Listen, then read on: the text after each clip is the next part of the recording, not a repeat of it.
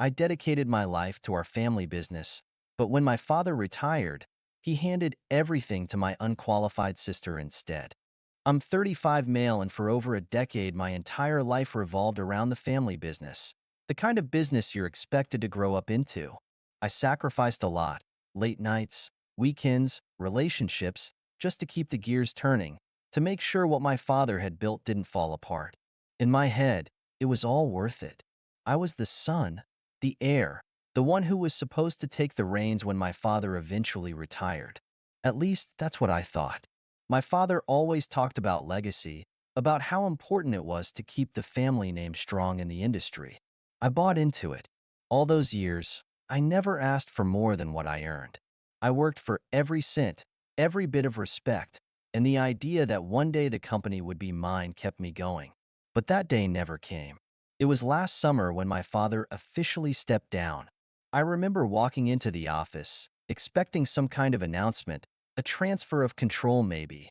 Instead, my sister, S, sat in his chair, all smiles, leaning back like she belonged there. I couldn't believe it. She hadn't worked a day in her life. Hell, she barely showed up to family dinners. She'd always been more interested in the superficial, spending money, living off the family's success without putting in the effort. But there she was, in the big office, holding the keys to the entire company. The new CEO.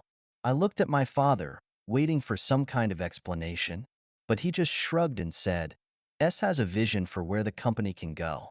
I think she's better suited to lead. I felt like I'd been punched in the gut. Better suited? How could he say that with a straight face? It didn't make any sense. She didn't know the business. She didn't know anything. I tried to stay calm. I asked him, quietly at first, why? Why her? He looked at me, eyes blank, and said, it's a new era. The company needs fresh ideas, new blood. I'll never forget the way S smirked, as if she had won some silent game I didn't know we were playing. Fresh ideas? I repeated, struggling to keep my voice steady. She doesn't even know how the company runs. She cut in before my father could answer. You've been keeping things afloat? Sure, but we need to grow. I've got connections, plans. You've done your part, but now it's time to think bigger. The entitlement in her voice was unreal. She was talking like I was some placeholder, like the years I'd poured into this company meant nothing. I lost it. All those years I worked, all the sacrifices I made. For what? To hand everything over to her because she's thinking bigger? What about the fact that I actually know how this company works? My father didn't budge. His decision was made.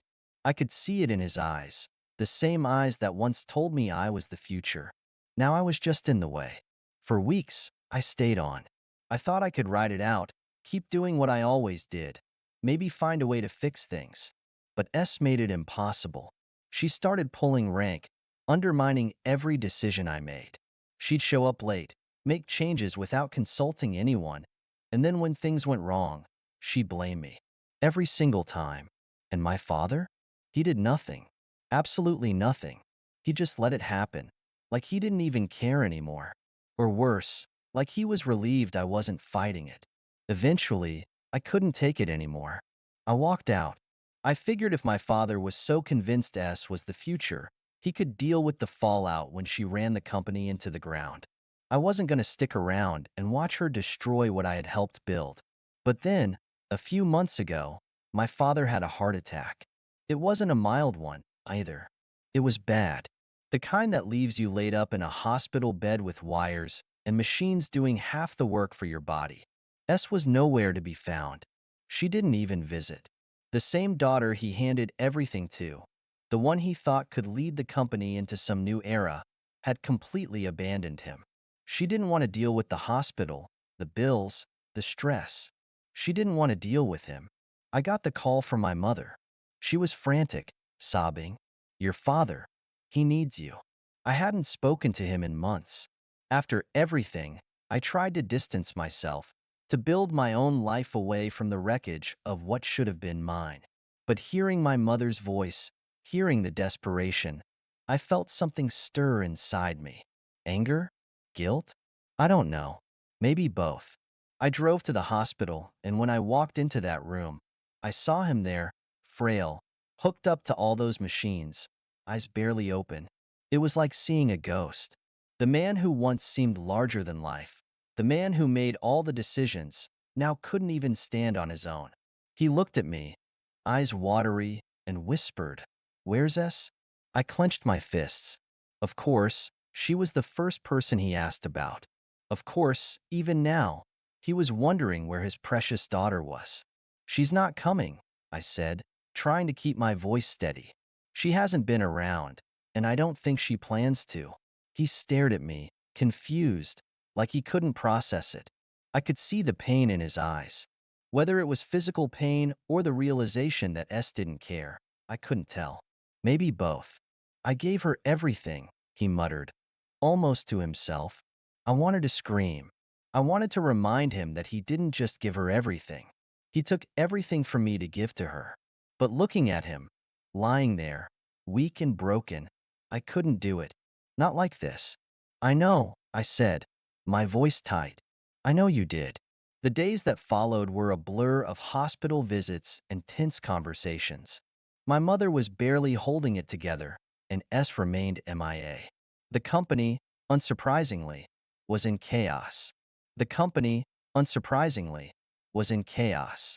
Turns out S's big ideas weren't so great after all. Profits were down, employees were quitting, and contracts were falling through. Everything I had warned about was happening, but I wasn't in a position to care anymore. I had my own decisions to make. One night, after another long day at the hospital, my father finally broke. He looked at me with those tired, regret-filled eyes and said, "I made a mistake, didn't I?" I didn't answer right away. I just stared at him, the weight of the past year pressing down on me. "Yeah," I finally said. "You did." He nodded, a slow, painful nod. "Can you fix it? Can you help?" I couldn't believe he was asking me that. After everything, after handing my entire future to someone who couldn't care less, he was asking me to clean up the mess. I wanted to say no. I wanted to walk out of that hospital room and never look back. But something stopped me. Maybe it was the years of loyalty, the years of believing in the idea of family, or maybe it was just pity. Whatever it was, I couldn't leave him like that. "I don't know," I said honestly. "I don't know if I can fix it." Silence hung in the air between us, heavy and thick. He didn't push any further. Maybe he knew he didn't have the right to. Eventually, the hospital released him. He was weak, still recovering, but he was home. And so was I, at least for now. I stepped in, cleaned up some of the immediate disasters at the company. It wasn't easy, and it wasn't quick, but things started to stabilize. Estelle hadn't shown her face. One day, she did call. Well, not call me directly. She called our mother, probably expecting the usual guilt-free handout. But this time, our mother didn't cave. I don't know exactly what was said, but I do know that S didn't get what she wanted. Maybe that's when she realized that her new era wasn't going to happen without the hard work she'd never wanted to do. And then, just like that, she was out of the picture. No visits, no calls, no apologies. It's like she vanished as soon as things got tough. My father never admitted it outright, but I could see the realization weighing on him. He'd given her everything, and she gave him nothing in return. But by then, I was already dealing with my own internal battle. I could take control again, run the company the way I always had, rebuild what had been destroyed, or I could walk away for good, leave the mess behind, and start fresh. The company, my father, all of it. It had taken so much from me already. I wasn't sure how much more I had to give. In the end, I chose a middle ground. I stabilized the company, made sure it wouldn't implode, then handed it over to someone I trusted. Someone who wasn't family.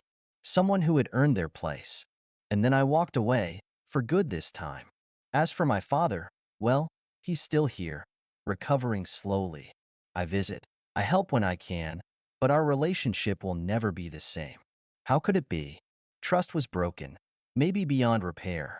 He tried to apologize a few times, but the words always felt hollow. Too much damage had been done. We keep things civil, but that's all it is. Civility. I'll never be able to forget what he did. How easily he gave everything away to someone who didn't deserve it. How he overlooked me until it was too late. She never came back. She moved out of state, from what I hear. Living her life, disconnected from the fallout she caused. I doubt she thinks much about us, about the mess she left behind. Typical, really.